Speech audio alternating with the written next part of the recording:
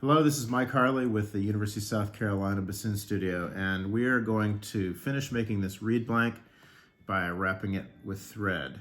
So the first thing I do, I want to put some score marks between the second and third wires.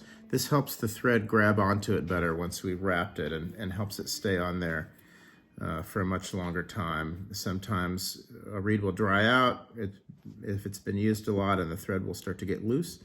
I found that this helps a great deal with that problem. So I'm going to put 4 on each of the 4 sides. 2, 3, 4 between the second and third wires.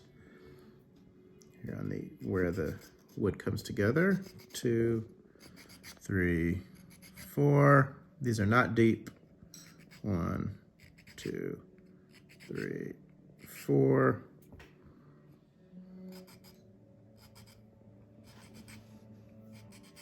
Okay, now I'm ready to wrap. So I'll take my thread, I'm going to make a little loop and go through the loop. So now I've created this loop that I can put around that third wire, the twist that sticks up. Tie that off. I'll cut off the excess here. There are different ways to go about wrapping reeds at this stage. I'm not sure there's one right way, but this is the way that works the best for me. So I'm gonna start turning this as I keep tension with my right hand on the thread. So it's important to see what's happening here. I'm holding this in my left hand, and I'm just gonna be turning with my left hand. All my right hand is doing is again kind of keeping that taut. So I'm turning with my left hand only, and I'm gonna go once and then twice around above the third wire, and I'm just kind of keeping that thread flush so the thread is on top. When I get to the twist, I'm gonna go to the other side of the wire, and I'm also going to go twice around. So once, and then twice, and kind of keeping it snugged. I'm back to that wire, the twist. Now I'm going to begin a pattern of going up and down. So I go up to the top. I get above where the thread is on the other side of the reed, and then I go down. And now I'm down on the bottom, and now I'm just going to follow that thread around precisely. So I cross the thread, then I follow it up, keeping right next to it. I cross at the top and follow the thread down, always staying to the right of the last thread. Cross at the bottom,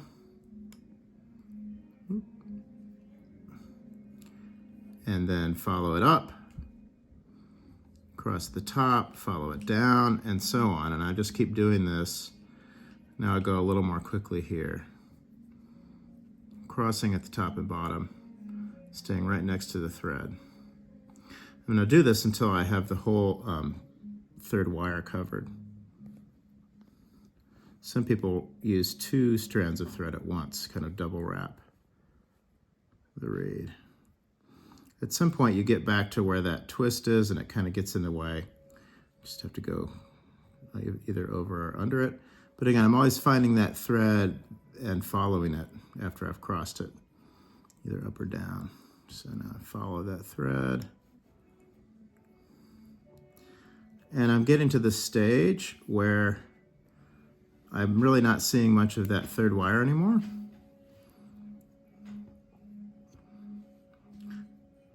And now, if I want, I can kind of do a little more widely spaced pattern.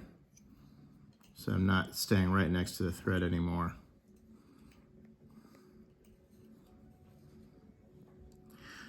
All right, sometimes here, if I have a little leftover wood, I'll keep going around the butt like this and just snugging it up. I want to cover most of it. I'll leave a little bit of wood showing at the bottom.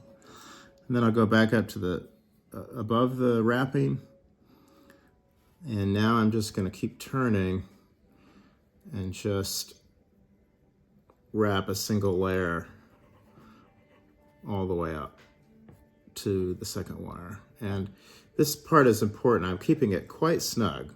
This wire is on pretty tightly, and I keep kind of pushing here to make sure it's flush against the thread. This could actually be, if you do a lot of this in one sitting, it can be a little tiring for your hands. But almost there. And I've reached the top there, a little piece of fuzz. It'll be fine. Now I'm going to cut this off, and I want to leave a length for myself so that I can tie it off at the top. So I'm holding it with my left-hand thumb. I make a loop with the thread going around the reed. I grab it with my finger and then my thumb again, and I keep that behind the twist of the second wire. So now I've got a loop on there that goes around the reed. I'll go through the loop, grab that, and then pull it tight and turn until it goes, it's right under there. Looks pretty good. And then I can just cut that off. And we have the thread wrapping on there. And the last stage is to put some Duco cement. I'm not sure if the Duco company knows that they supply the world's bassoonists with product, but in any case, many people use Duco cement. I would not recommend using some other kind of some other kind of glue.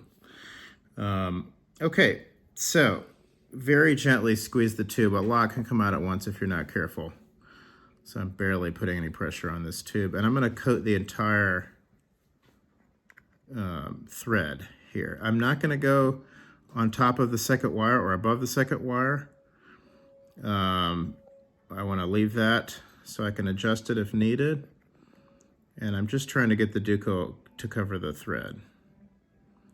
But I do want to cover the entire thing. Okay, and I'll often kind of just wipe with my finger around the butt so it doesn't drip down onto the mandrel. Okay, and that's one layer of Duco cement. What I will do is let this dry for about 15 minutes and then put on a second layer of Duco cement. You really do need 2 layers.